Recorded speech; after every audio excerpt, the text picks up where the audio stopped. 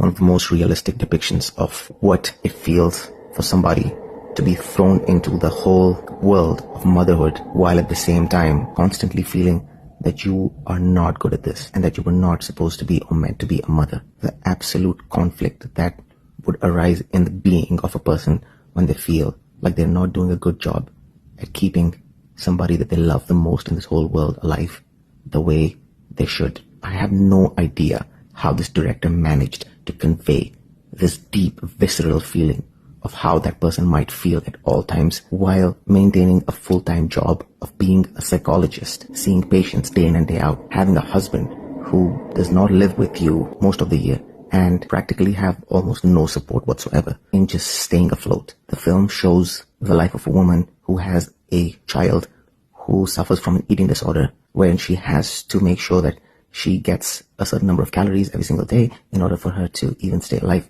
And the daughter is more or less kept alive by a bunch of machines and tubes. Now, this is not a linear movie. It's not a movie you want to analyze and try to figure out what the timeline is and what exactly things mean.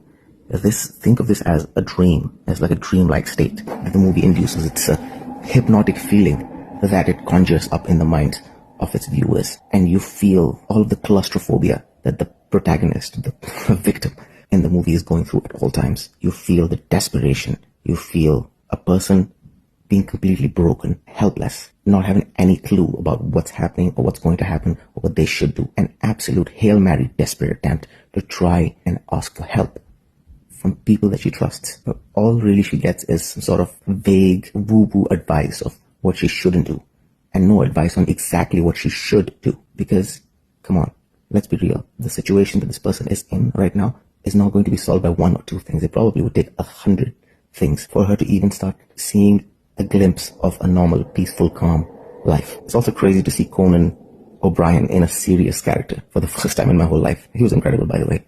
I don't want to throw these things around for no reason, but the lead character of this movie should at least be nominated for an Academy or an Oscar. It's absolutely deserved. And this movie will not get watched, and it's not going to get big, in fact. Nobody will ever even talk about it. But I thought it was one of the better films of the year, one of the movies for this year that really made me feel something. It was moving, it got under my skin, it was extremely creative, and absolutely a must watch.